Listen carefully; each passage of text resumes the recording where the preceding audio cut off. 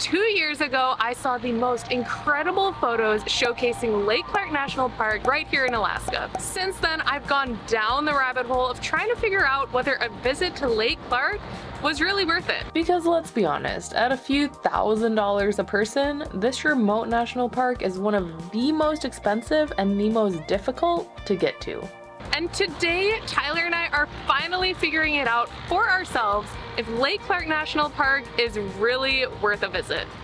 The first step in actually making it to Lake Clark National Park is coming here to the Merrill Field Airport in Anchorage and then catching a 1-hour float plane slash bush plane out to Lake Clark National Park. Just this one suitcase? Yeah. Apparently this is supposed to be one of the best parts of the entire trip, and if it's anything like our trip to Katmai National Park, it's gonna be absolutely mind-blowing. And after we each got weighed, we boarded our flight to Lake Clark. There's our plane.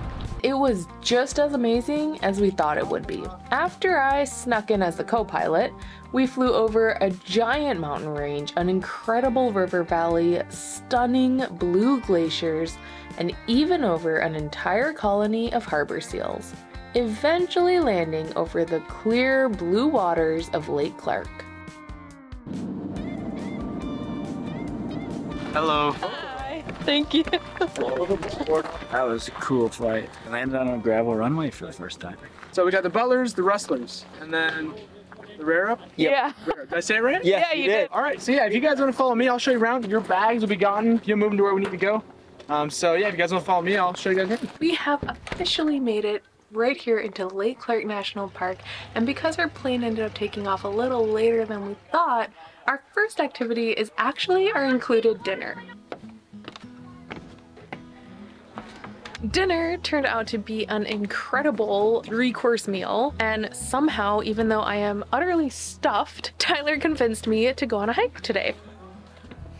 Fingers crossed we're gonna try to make it to Beaver Trail? Yeah, Beaver Trail Loop. Yeah.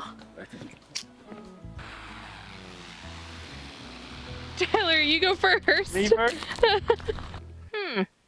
Deborah already said she'd go with me, so no turning back now. There's a lot of cranberries. Great, that means there's probably lots of bears. Taking a video of you running from the bears. Yeah, it's scary. Deborah, you made it. Without getting attacked by a bear. Good job. Yes, a little stressful, but it was good. The view is pretty. Luckily, the Beaver Pond Loop Trail was pretty short at just about 3 miles round trip, and it brought us to this beautiful overlook of the pond and the mountains in the background. It's super quiet, there's literally no one else here, and luckily we saw 0 bears. However, the bugs are really, really bad and we forgot our bug spray, so we're gonna head back.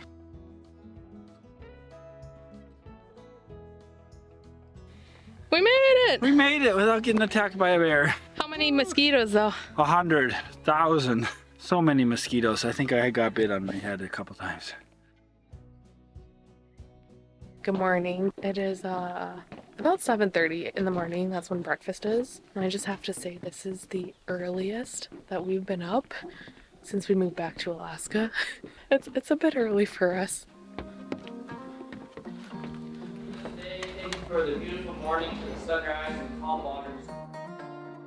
After our yummy and huge breakfast this morning, we decided to head out and do a little bit more hiking while we're here, and we're heading out to the waterfalls. So it's about 2 miles each way, and they're supposed to be stunning. We've got another one of these bear signs, so that's fun.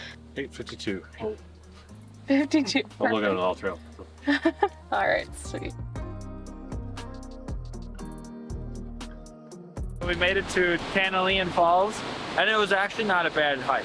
Just over 2 miles, I think, each way. And it was pretty flat. It was a lot more wide open than the hike we took last night, so we felt a little more comfortable. We decided to check out the lower area first. The waterfall is gigantic. I'm sure you can hear it right now, and it's absolutely beautiful. We met the nicest couple from Pennsylvania. A few hours. That's what most people do. For sure, there was a lot of day trip people. And this is their last national park here in Alaska, which is absolutely crazy. Someone we saw went grayling fishing here the other day, and they caught one. And I really want to catch a grayling, so I'm going to try.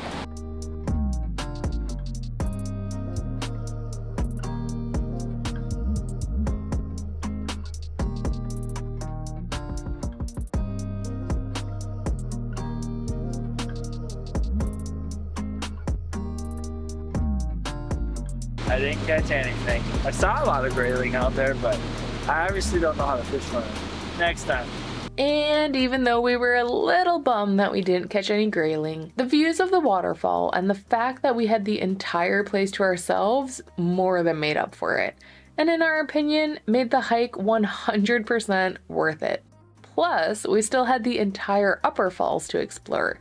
And even though the views from below were hard to beat, the views from the top were even better. Afterwards, we made our way back to the farm lodge for some lunch.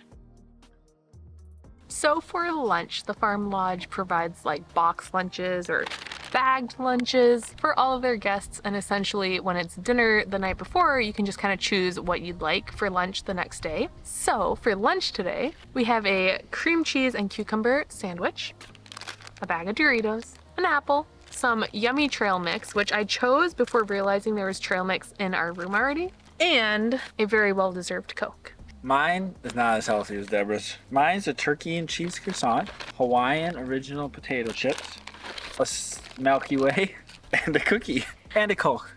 I think we should trade lunches. No, after that hike, I'm craving all of this. After having a very delicious, very filling lunch and enjoying the incredible views of the lake, we decided to come to Sissy's food truck. And I got a mocha milkshake.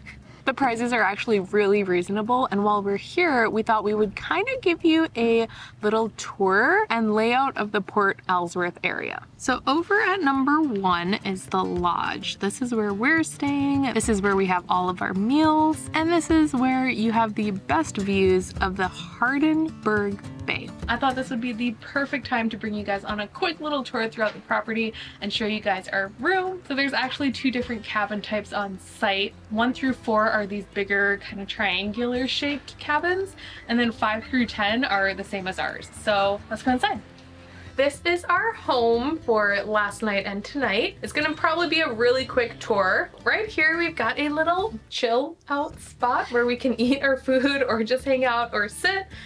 Behind that, we've got our bunk beds, which have been super comfortable. Just kidding, we haven't slept in those, but we have thrown all of our stuff over there, which is nice. Inside this room is our bathroom. We've got a shower, really nice hot water. Everything functions like a regular bathroom, even though we are way out in the middle of nowhere. And the last spot is the sink, mirror, tons of counter space. They even have a little coffee maker for us, and the queen bed. I think it's a queen bed. Tyler's going, yeah. Over here we have a little mini fridge, and then very last, a nice big old closet for everything you would want to hang up. And that's our room. Next stop on our tour of the farm is, of course, the farm dining room.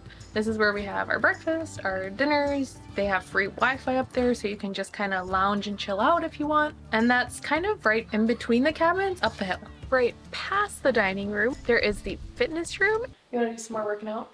No, I have done enough hiking. And a bird watching trail. Yeah, I think it's more of just an extended boardwalk more than anything, because we're kind of in the middle of the trees, so you can't really see birds even if they're flying up there. Birds are in the trees.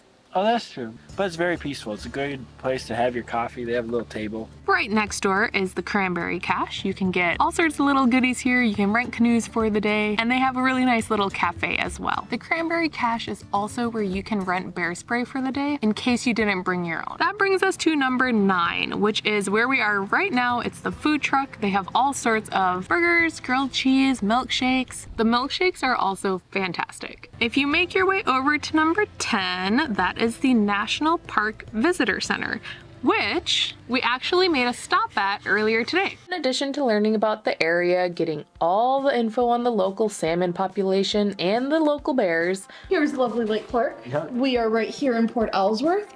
So from Bristol Bay through Iliamna Lake, they come up the New Haven River. We have a counting station just below 6 Mile Lake. You can also get your National Park passport stamp. We actually have a book, but we forget it every time we go to a national park. This is number like 36? 40th. This is our 40th national park. I bet we have like 5 stamps in the actual book.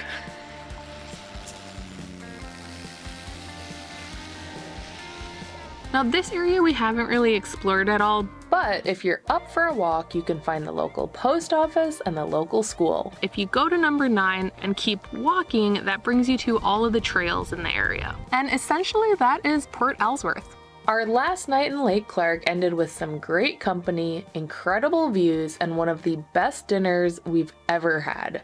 We truly couldn't have asked for more on our trip to Lake Clark National Park. It is our very last morning here in Lake Clark National Park. Bye, luggage. See you luggage. See you anchorage. And after a quick breakfast, we realized it was probably time to answer the question of, is Lake Clark really worth a visit? If one of your goals is to visit all of the national parks, like a lot of the people we've talked to here, then yes, of course it's worth it to visit Lake Clark National Park. If you're looking to see the bears, I would head out to the coastal areas of Lake Clark. Luckily, the farm lodge where we're staying actually offers day trips to different areas throughout the park, so you could still base here while exploring those other areas. My own personal opinion of whether we enjoyed our time here, whether we think it's worth it, whether we would come back.